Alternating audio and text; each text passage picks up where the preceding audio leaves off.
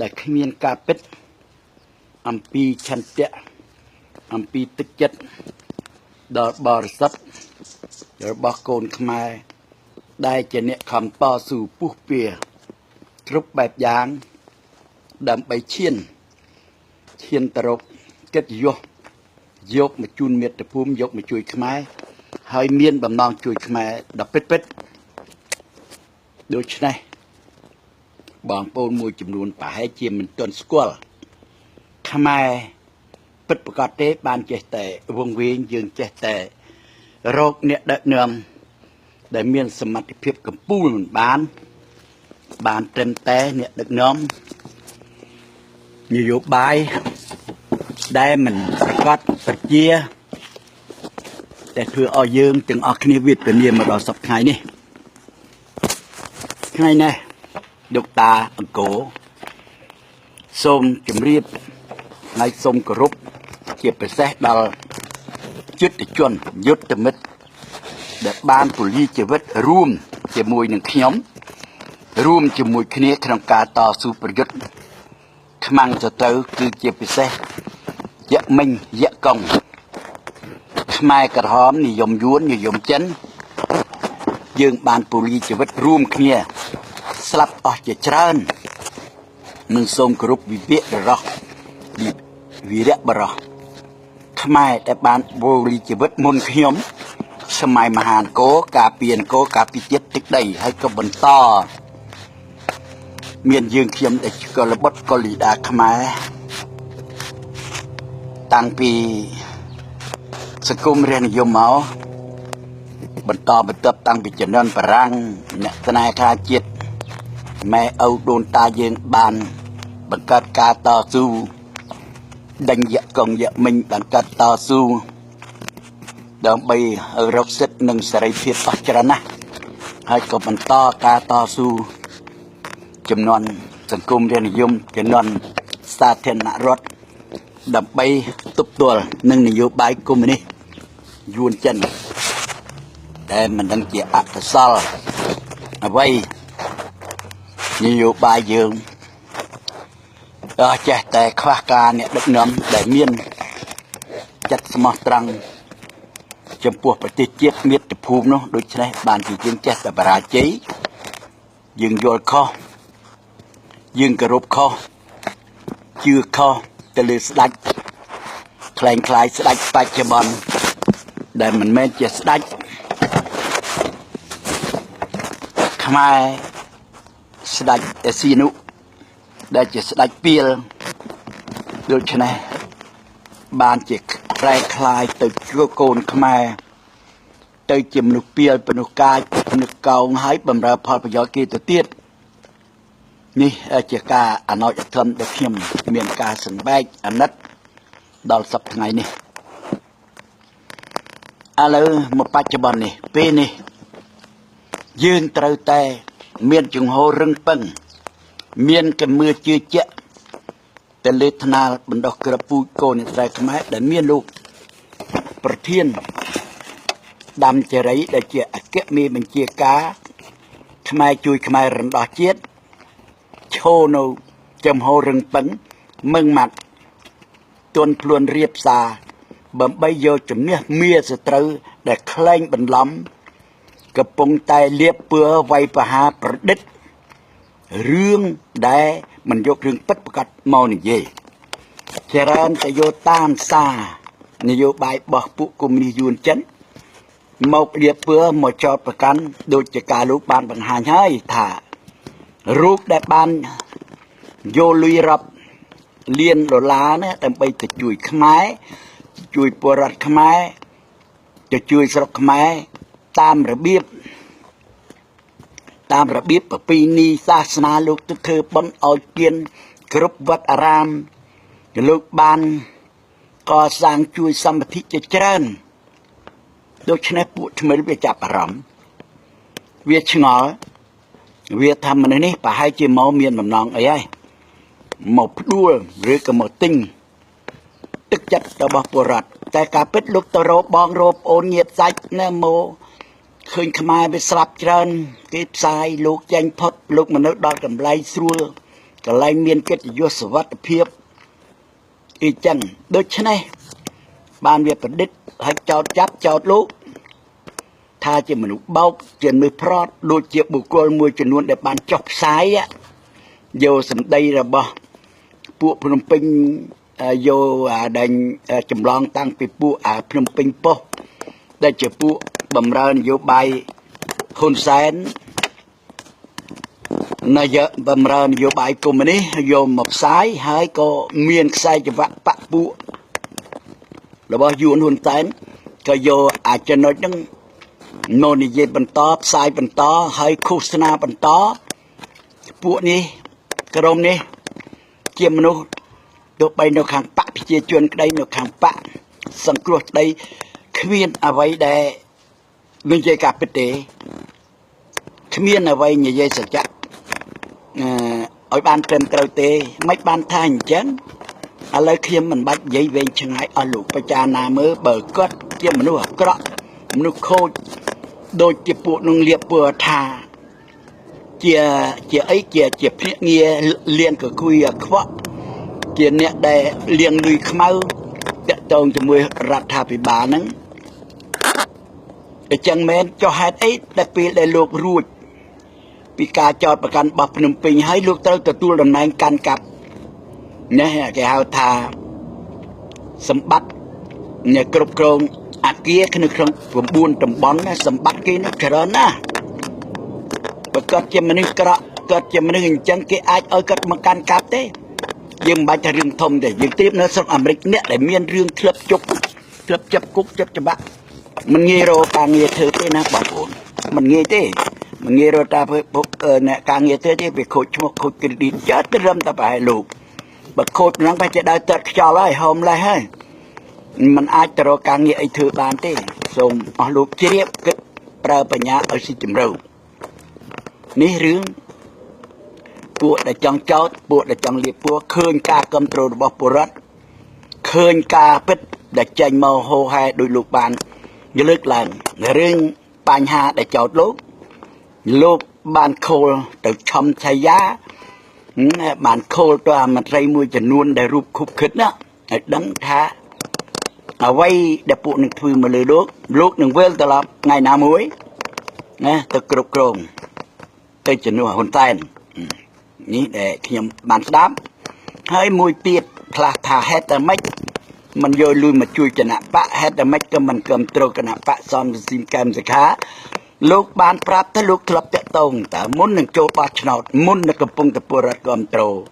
លោកប្រាប់ក្បួនក្របវិធីថាលោកបែកអពីក្រោយយុគគ្រប់គ្រងពីក្រោយ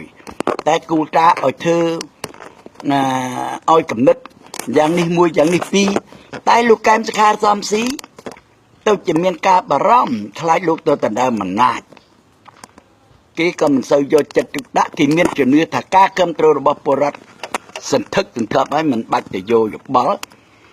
មតិអីពីលោកតាមឆរីទេរឿងលោកគិតឃើញថាលោកក៏មានតំណែងទៅហើយសប្ងៃតំណែងលោកធំណាស់ហើយលុយលោកក៏វាគ្រប់គ្រាន់រឿងអីដែលគាត់ចង់ទៅធ្វើនាយករដ្ឋមន្ត្រីរឿងអីដែលគាត់ទៅចង់ណែនេះបើថាកែមសខានឹងសំស៊ីមានលទ្ធភាពទុកឲ្យធ្វើទៅគេមិនចាក់ដងគេមិនយកបល់កំណត់ក៏ឲ្យទៅលោកណាលោកទៅលេងស្រុកលោកទៅលេងភូមិលោកទៅធ្វើបន់លោករកកូនរកចៅមិត្តភ័ក្តិបងប្អូនសាច់ចិត្តសាច់ឆ្ងាយដើម្បីជួបជុំគ្នាធ្វើបន់ឲ្យទៀនដូចខ្ញុំបានលើកមិញរឿងនេះវាចឹងក៏ណាសម័យលោក Clinton មែនសំទោសនឹងក៏ណារដ្ឋាភិបាលលោកអូបាម៉ានិងអ្នកស្រី Clinton ណាពួកនឹងចាប់ពួកនឹងចាំចម្លើយពីសហរដ្ឋចាំចម្លើយពីរដ្ឋាភិបាលអូម៉ាហើយអ្នកស្រី Clinton គេមិនឆ្លើយគេមិនផ្ដល់ព័ត៌មានអ្វីទៅខាងរដ្ឋាភិបាលភ្នំពេញដើម្បីដឹងស្រាប់ហើយនៅអាមេរិកកន្លែងលោកនឹងពួកវាគេចំណែនគេចង់បានដែរគេចង់កាន់កាប់តែវាទើនឹងលោកនៅកន្លែងហ្នឹងម្ចាស់ទ្រព្យគេអត់ព្រមអញ្ចឹងបើសិនជាលោកមានបញ្ហាអីឬក៏ងាប់ ឲ្យងាប់លឺទៅដីខ្មែរចាស់ដើម្បីថាខ្មែរសម្លាប់ខ្មែរទេគេមិនបានចម្លើយឬក៏រឿងនោះលោកបានគេបានសម្ភាសទៅអ្នកដែលធ្វើការចំនួនលោកឲ្យតើពីរឿងលោកណែដាំឆរីលោកស្ដាប់ទៅមានថេបដែរលោកស្ដាប់ថេបទៅមានគេសម្ភាសអ្នកដែលធ្វើការនៅជាមួយលោកដៃស្ដាំលោកពេលដែលលោកមានការចោទប្រកាន់ពីពួកភ្នំពេញហេតុអីបានគេមិនរឹសមនុស្សជំនួសលោកគេរងចាំលោកដល់តែលោកដោះស្រាយបានលោកមកវិញហេតុអីបានគេប្រកល់តួនាទីនឹងឲ្យលោកគ្រប់គ្រងដដែលហើយមួយជីវិតទៀតមិនឲ្យមានការផ្លាស់ប្ដូរវាលេងតែលោកស្លាប់តែមកនេះរឿងពិតបងប្អូនជនរួមជាតិត្រូវឲ្យស្គាល់ខ្មែរបើអស់លោកជាខ្មែរបើលោកមិនទាន់ស្គាល់ខ្មែរលោកមិនទាន់ស្គាល់កម្រិតខ្មែរដែលចង់ជួយខ្មែររំដោះពីសត្រូវយួនចិនទេអស់លោកបើជឿតអ្នកដែលភ័យព្រួយនឹងទួនាទីអំណាចបកពួកហើយនិយាយមិនអោយតម្លៃមិនអោយកិត្តិយសកូនខ្មែរ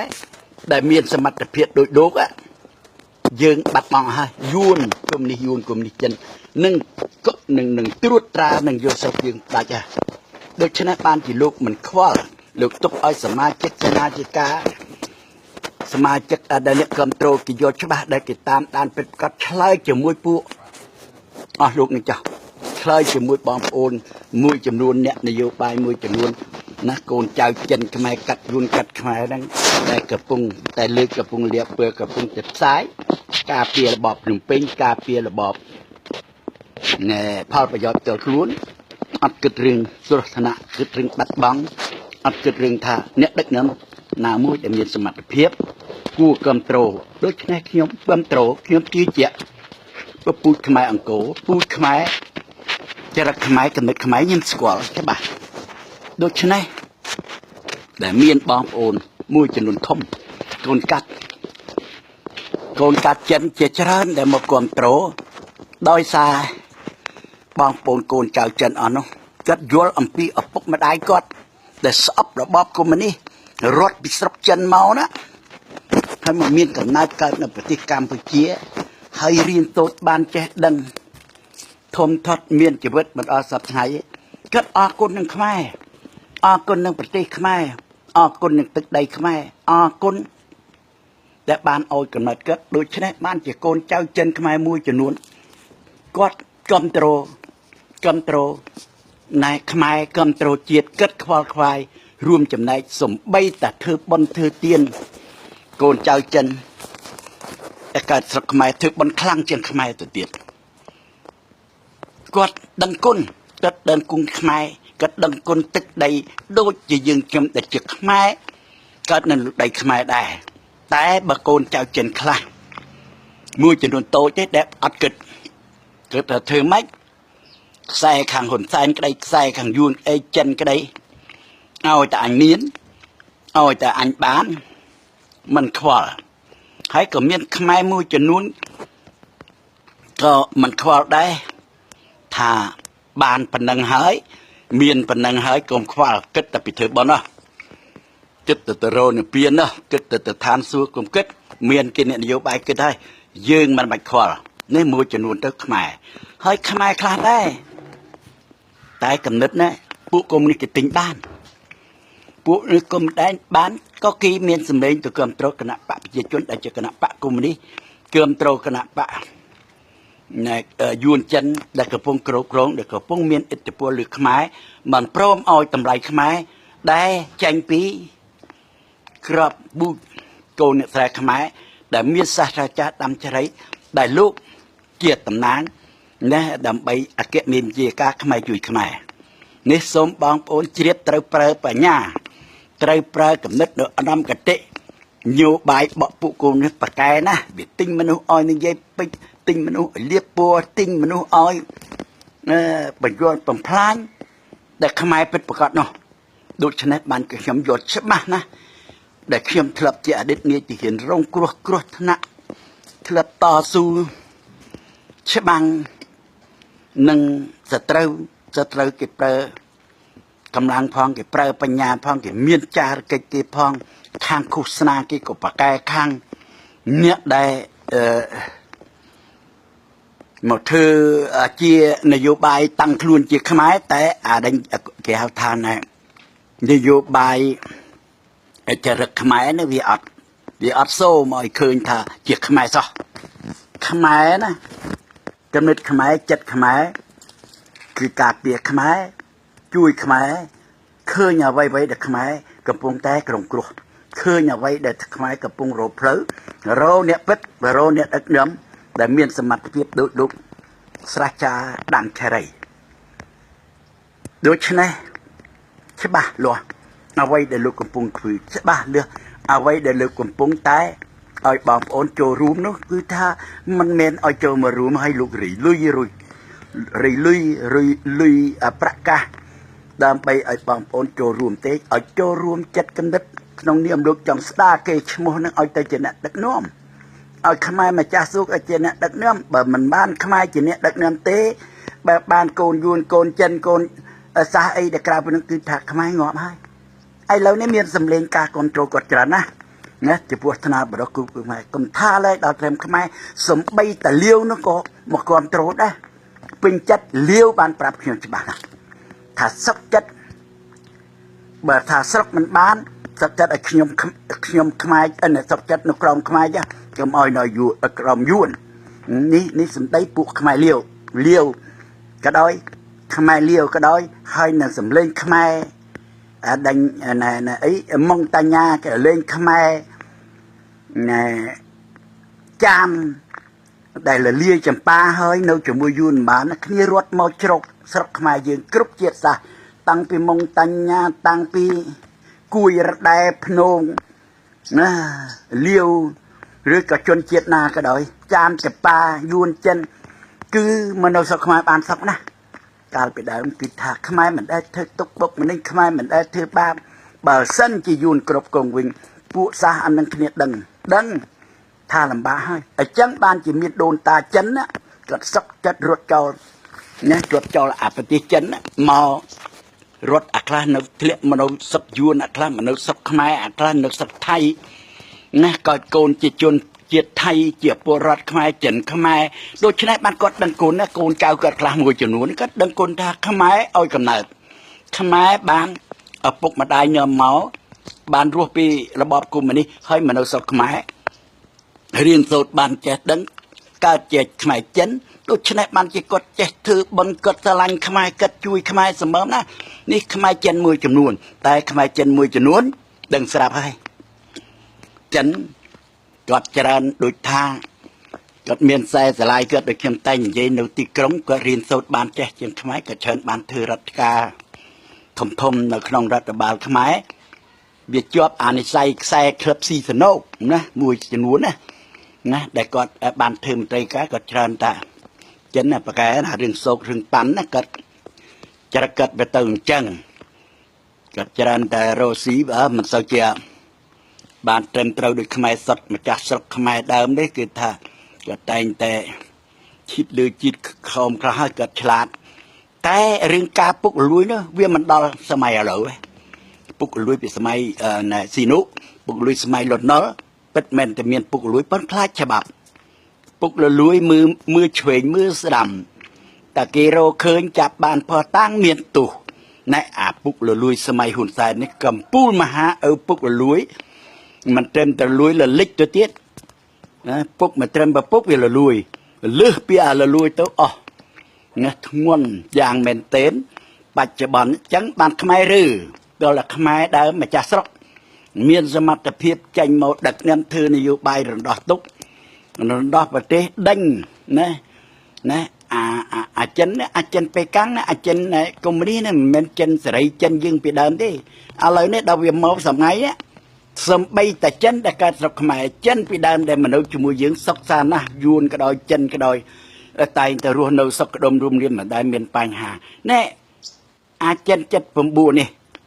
อาจารย์ไปกลางเจนกุมนี่คือเวียสหาเวียมีระเบิดเบียกระ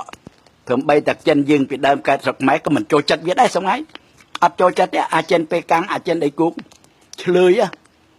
ហើយប្រហើនហើយកោងកាចហើយមានល្បិចច្រើនហើយនឹងអាយុដល់ឆ្នាំ79តែមកវាជាប់ខួរក្បាលកុំនេះចិនវាជាប់ខួរក្បាលកុំនេះយួនជាប់ខួរក្បាលនេះវាមកស្រាប់ព្រោះទទួលឥទ្ធិពលយួននៅចិននៅខ្លាំងខ្មែរនេះងើបអត់រួចអញ្ចឹងបានការយើងគ្រប់គ្រងកន្លងមក6អាណត្តិគ្មានតួណាគ្មានអ្នកនយោបាយណាអាចឬរួចដោះស្រាយជាមួយរបបតកូលហ៊ុនបានទេអញ្ចឹងហើយបានមានថ្នាលបណ្ដោះគ្រាប់ពូជកូនតែខ្មែរមានអាដាមគ្រប់ព្រឹក្សាខ្មែរជួយខ្មែរលោកដានជ្រៃលោកចេញមកធ្វើលោកមានមូលលោកមានហេតុលោកមានកម្លាំងលោកមានសមត្ថភាពលោកបង្ហាញអស់ហើយបើបង្ហាញប៉ុណ្ណឹងហើយបងប្អូននៅតែភ័ន្តច្រឡំបងប្អូននៅតែមិនទទួលស្គាល់ជឿតាមនយោបាយឃោសនារបស់ពួកតកូលហ៊ុនរបស់ពួកដែលគ្រប់គ្រងកុម្មុយនីសចិនយួនហើយមកធ្វើសកម្មភាពនៅក្នុងស្រុកអាមេរិកនេះអាហ្នឹងមិនដឹងទេសូមបងប្អូននឹងទទួលហេតុផលនិងផលលំបាកទៅថ្ងៃក្រោយខ្លួនឯងចោះណានេះអ៊ំតាគ្រាន់តែនិយាយថាអ៊ំស្គាល់ខ្មែរស្គាល់ច្បាស់ណាស់ខ្មែរចិត្តខ្មែរគំនិតខ្មែរឧត្តមកតិហើយខ្មែរនេះគឺថាបើមានសមត្ថភាពល្មមក៏មិនអាចជួលលបើកនឹងតកូលហ៊ុនដែរហើយខ្លះថាអូពួកហ៊ុនតែនទេមនុស្សនឹងរត់ពន្ធពុតលុយខ្មៅហើយមនុស្សនឹងណែវាអាក្រក់ចេះមួយដោយពួកអ្នកឯងនិយាយប្រហែលជាអត់បានអង្គុយនៅគ្រប់គ្រងសម្បត្តិដែលមានសមត្ថភាពដែលលោកកំពុងធ្វើថ្ងៃការងារលោកសពថ្ងៃទេនេះសូមបងប្អូនជនរួមជាតិជ្រាបហើយអ្វីលោកបង្ហាញតាលោកនិយាយអស់ហើយណាឯកសារភ័ស្តុតាងសញ្ញាបត្រលោកបញ្ចេញហោហែការលោកនិយាយអីខូលណាសួរនឹមឆំឆាយាហ្នឹងអីក៏លោកលឺហើយការសន្ទនាជាមួយលោកកែមសខានៅក្រៅប្រទេសមុននឹងចូលបោះឆ្នោតក៏លោកលឺហើយបងប្អូនលឺហើយស្ដាប់ទៅហើយឯកសារថាលោកស្ងៃកំពុងធ្វើអីនៅកន្លែងណាទួនាទីក៏លោកប្រាប់ហើយលោកស្រាវជ្រាវទៅបើលោកស្រាវជ្រាវឲ្យលោកដឹងឲ្យលោកបែរជាបំភ្លៃលោកបែរជាណែមកឃោសនាផ្សព្វផ្សាយណែបំផិនបងប្អូនពលរដ្ឋខ្មែរលោកអត់មែនខ្មែរទេណាលោកមិនមែនជាខ្មែរទេបើលោកខ្មែរស្គាល់ខ្មែរច្បាស់បើលោកជាខ្មែរណាត្រូវតែបារម្ភអំពីបញ្ហាខ្មែរដែលកំពុងរងទុក្ខខ្មែរដែលកំពុងមានបញ្ហារមធ្យោបាយដោះស្រាយដោះស្រាយស្រុកនេះសូមបងប្អូនយល់ហើយខ្ញុំក៏សូមជម្រាបដែរថាឥឡូវគ្រាន់តែក្រសួងរបស់ថ្នាលបរិះក្រពូជគឺខ្មែរក៏ក្រាស់ផ្អើលដល់ក្រមលាវផ្អើលដល់ខ្មែរខ្មែរកម្ពុជាក្រមរហូតដល់ខ្មែរអីខ្មែរខ្មែរចាមណាគ្នាសบายចិត្តខ្មែរចាមខ្មែរភ្នំខ្មែររដែថាមានតែខ្មែរទេបើខ្មែរជាម្ចាស់ស្រុកដឹកនាំពួកសាសទាំងអស់សុកបានសុកបើយួនដឹកនាំយួនធ្វើចវាយគ្នាងាប់ហើយអញ្ចឹងបានលាវខ្លះថាសុកចិត្តនេះសុកចិត្តក្រមខ្មែរសុកចិត្តរស់នៅជាមួយខ្មែរសុកចិត្តគ្រប់គ្រងខ្មែរជាចវាយជាមីមិនចង់ដាច់ខាតមិននៅក្រមយួនមិនសុកចិត្តឲ្យយួនធ្វើចវាយទេម៉ុងតញ្ញាក៏អញ្ចឹងខ្មែរចាមក៏អញ្ចឹងខ្មែរភ្នងរដែក៏អញ្ចឹងដូច្នេះបានជាមានថ្នាលបណ្ដោះក្រពូជកូនស្រីខ្មែរចេញមុខធ្វើកិច្ចការនេះដូច្នេះបងប្អូនមួយចំនួនតូចដើរតាមក្រុមដែលចាក់ខ្សែក្រុមដែលមិនពិតដូច្នេះបងប្អូននឹងទទួលផលពិបាកបងប្អូននឹងមិនអាចចូលស្រុកវិញបានទេខ្មែរនៅក្រៅប្រទេសថ្ងៃក្រោយទៅសុំវីសាប៉ាសពតនៅហាណូយហើយណានៅហាណូយហើយដូច្នេះយើងអត់បានចិនដីយើងពេញមុខបងប្អូនយើងទៀតយើងកំពុងរងទុក្ខរាល់ថ្ងៃតើលោកឯងគ្រប់គ្រងថារដ្ឋាភិបាលខ្មែរយ៉ាងម៉េចចម្រើនលូតលាស់សបោសបាយរងរឿងនឹងទីក្រុងវាមកក្តាប់តូចហ្នឹងណាឃើញអស់ចាឃើញវិឡាឃើញឡានថ្មីផ្ទះបងប្អូនមើលទៅសម្បោដែលផ្ទះល្អវិឡាឬក៏ទីផ្សារល្អណាស់តើមានខ្មែរម្ចាស់ផ្ទះនេះម្ចាស់ដីនឹងមានភាគតិចណាស់ណាមានភាគតិចណាស់ណាខ្ចាយខ្ចាត់អស់ហើយនៅក្រៅប្រទេសតាំងពីនៅកូរ៉េនៅថៃយើងឮដឹងទាំងអស់គ្នាហើយមិនបាច់តាណាតាគ្រាន់តែជម្រាបប៉ុណ្ណឹងក្នុងនាមតាជាតា ដែលធ្លាប់ឆ្លងកាត់កើតមុនជាខ្មែរកំណើតកើតជាអ្នកសៀមរាបខ្មែរអង្គរសេះសល់1 2 2 3ណាយកមកធ្វើពូជបន្តហើយក៏មានអ្នកចេះជំនាន់ក្រោយដែលជាខ្មែរចេញមុខហើយគឺពិតប្រាកដមិនคล้ายមានសមត្ថភាពដើម្បីកឹះរំលើងនឹងធ្វើកិច្ចការនេះជូនមេដាបេដាជូនប្រទេសលោកដែលជាប្រទេសកំណើតដែលមានមេដាជាខ្មែរជាកូនខ្មែររស់នៅទឹកដីខ្មែរលោកអត់សង្ងំស្ងៀមណាតែឲ្យលោកជាតិលោកប្រទេសលោកធ្លាក់ទៅលើការគ្រប់គ្រងរបស់ចិនយួនទេនេះសូមបងប្អូនកូនមួយជ្រាបអ្វីដែលចេញមួយចំនួនតូចអំពីរឿងលោកពួកនឹងដូចថាខ្មែរមិនពិតប្រាកដខ្មែរខ្លែងខ្លាយខ្មែរសម្បកខ្មែរសម្ដីខ្មែរដែរកំណត់ណាចាក់ខ្សែដូចខ្មែរខ្លះណាចាញ់គ្រប់គ្រងបកប្រជាជនចាញ់គោគ្រប់គ្រងនយោបាយឲ្យចាញ់ហើយចាញ់ទៀតអស់សង្ឃឹមទៅណាវាអត់បានអីសើមិត្តនឹងរីអង្គាសដើម្បីនឹងដាក់ទៅលើអ្នកគ្រប់គ្រងឲ្យជួយលុយដើម្បីធ្វើនយោបាយបន្តទៀមទាចូលបោះឆ្នោតតើពួកកុម្មុយនីសវាងាយដូចយើងចង់បានទេស្លាប់ខ្មែរទៅល្អក៏ពួកហ៊ុនសែនមិនឲ្យដែរឲ្យដល់គណៈកលៈបោកប្រាស់សង្ឃឹមទៅលើការអន្តរជាតិនឹងណែអីអនុគ្រោះពន្ធពីសហគមន៍អឺរ៉ុបគេមានកម្រិតគេធ្វើទៅតាមរបៀបគេអាមេរិកក៏ធ្វើតាមរបៀបគេអញ្ចឹងទៅវាតតែខ្មែរពិតប្រាកដអ្នកដឹកនាំ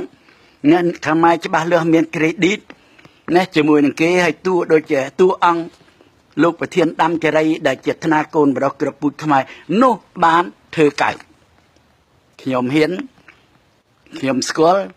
អំពីជាតិកំណើតប្រវត្តិជាកូនខ្មែរតែកំសត់បន្តិចដូចថាប្រជិនវងណាកំសត់កំសត់តែមិនងាប់ទេតែនឹងឈ្នះជោគជ័យការពិតនៅតែការពិតនេះតាអង្គរសូមជម្រាបបងប្អូនកូនក្មួយកូនចៅកែកើតជំនាន់ក្រោយតាចាស់ហើយតានិយាយនេះសមានតាទៅធ្វើកងស្អីធ្វើមីតបមីធានដូចពីដើមវិញតាធ្វើមិនបានទេព្រោះតាចាស់ហើយបច្ចេកទេសចម្បាំងក្លឹបធ្វើទាហានមែនប៉ុន្តែខុសពីឥឡូវគេទំនើបណាស់ទីបកកាយចឹងជំនាន់តាទៅទៀតបើនិយាយពីទាហាននិយាយពីច្បាំងនិយាយពីក្បួនយុទ្ធសាស្ត្រទំនើបទាំងអាវុធទំនើបទាំងបច្ចេកទេសដូច្នេះតាมันអាចទៅធ្វើទាហានធ្វើរោទួនាទីដូចពីសង្គមបានទេតាកាន់តែប្រាប់ចៅឲ្យដឹងហើយបើតើជាមានសមត្ថភាពអាយុនឹងវាចាស់ទៅហើយតាគ្រាន់តែសុំរួមចំណែកដែលតាធ្លាប់ឆ្លងកាត់ណាបើសួរថាលោកតាឯងណាចេះអីសញ្ញាបត្រអីទួនប្រវត្តិណាតាចេះត្រឹមធ្វើទាហានបណ្ដាជាតិការពារជាតិនឹងទឹកដីបន្ទាប់មកតាត្រូវពួកកុម្មុយនីសកាត់ទោសថាជាក្រុមក្បត់ជាក្រុមគ្រប់គ្រងដោយសហរដ្ឋអាមេរិកជាទាហានលន់នល់បន្ទាប់មកទៀតមកជាពលរដ្ឋធម្មតាជាជនភៀសខ្លួនម្នាក់ដែលចេញមកនៅប្រទេសទី3ហើយគ្រាន់តែមានឆន្ទៈរោបើមានអ្នកដែលមានសមត្ថភាពក្មេងជំនាន់ក្រោយតាមានសិទ្ធិផ្សព្វផ្សាយឃោសនានិងនិយាយបញ្យល់អំពីអ្វីដែលតាធ្លាប់ឆ្លងកាត់អំពីអ្វីដែលជាខ្មែរអ្វីដែលជាមិនមែនខ្មែរចិនខ្មែរចាមខ្មែរយួនខ្មែរវាខ្មែរវាមានច្រើនធឺណាស់ខ្មែរមានច្រើនធឺហើយមនោគមវិជ្ជារបស់កុម្មុយនីសវាមកពំពាក់ខ្លះរៀនបានទៅខាងស៊ីខ្សែទៅខាងកុម្មុយនីសយួនកុម្មុយនីសចិនខ្លះក៏ស៊ីខ្សែមកខ្មែរទោះបីជាចិនគេដឹងច្បាស់ថាឪម៉ែគេទៅរំបានមកប្រទេសសេរីហើយគេក៏បានមានកំណើតកើតនៅទឹកដីខ្មែរគេអត់គ្រប់គ្រងចិនគេអត់គ្រប់គ្រងយួនកុម្មុយនីសដូចជាចិននៅស្រុកថៃគេគ្រប់គ្រងថៃសម្បូរសតែឪពុកម្ដាយដូនតាវាចិនដល់ឲ្យកូនមកសអញ្ចឹងហើយប៉ុន្តែកំណត់គេចិត្តគេការរៀនសូត្រតាំងពីតូចនៅប្រទេសថៃគេអប់រំពីជាតិអំពីប្រវត្តិសាស្ត្រអំពីទឹកដីពីការរឹងពឹងការពារប្រទេសគេណាខ្មែរយើងអត់មានឱកាសគេអត់ឲ្យមានឱកាសរៀនអ្នកដែលមកកើតទឹកដីខ្មែរទាំងអស់បានស្ដីថា ម៉ែដែលនឹងចិនហើយលោកលំបាក់លោករត់ពីស្រុកយួនរត់ពីស្រុកចិនហែលទឹកស៊ីតក្តាមជាងក្តាមមួយសុកចិត្តស៊ីតែភូមួយដេកក្រោមកប៉ាល់ទៅរឹមបានមកដល់ស្រុកខ្មែរហើយលោកខំប្រឹងប្រែងបានប្រពន្ធខ្មែរបានប្រពន្ធកាត់ខ្មែរកាត់ចិនដល់ឲ្យកូនចៅគាត់នឹងដឹងគុណខ្មែរណាគាត់ស្រឡាញ់ខ្មែរធ្វើបន់ខ្លាំងជាងខ្មែរដូចខ្ញុំតែងតែនិយាយណាស់ខ្លាំងណាស់បងប្អូនកាត់ចិនណាធ្វើបន់ខ្លាំងណាស់ហើយក៏ស្រឡាញ់ជាតិខ្លាំងណាស់ដែរដូច្នេះបានជាមានកូនកាត់កូនចិនខ្មែរគាត់គ្រប់ត្រូលថ្នាលបរោះក្រពូចខ្មែរឥឡូវផ្អើលដល់លាទៀតនេះគ្រាន់តែជម្រាបតើចាចេះអីបើបានទៅតាទៅធ្វើលោកអីมันមានធ្វើអីលោកអីទេហើយឥឡូវតាតួនាទីស្អីតាគ្រាន់តែតួនាទីជាទីប្រឹក្សាផ្សព្វផ្សាយបង្រួបបង្រួមហើយនឹងលើកឡើងពីអតីតកាលអំពីការដែលយើងរកមេមិនបានការយើងរកអ្នកដឹកនាំមិនបានការយើងគ្រោះថ្នាក់ការដែលយើងមិនស្គាល់ខ្មែរតាគ្រាន់តែមាននីតិនិយាយប៉ុណ្ណឹងពំភ្លឺឲ្យកូនចៅជំនាន់ក្រោយមានលទ្ធភាពទៅដឹកនាំមានលទ្ធភាពទទួលទូនណែងដែលក្រសួងថ្នាលបរោះក្រពូចខ្មែរនឹងរៀបចំយករបបសាធារណរដ្ឋបដូររបបផ្ដាច់ការភ្នំពេញតែប៉ុណ្ណឹងនេះដែលតាដែលកំពុងនិយាយដែលតាកំពុងលើកឡើងដែលតាកំពុងតែរៀបរាប់នេះអត់មានថាអូតានឹងចង់ទៅធ្វើនេះធ្វើនោះពួកគេត្រូវការសម័យឡើយគេត្រូវការអ្នកមានសញ្ញាបត្រត្រូវការអ្នកចេះត្រូវការអ្នកក្មេងជំនាន់ក្រោយដែលមានទេពកោសល្យសមត្ថភាពគោរពច្បាប់យកច្បាប់ជាគោល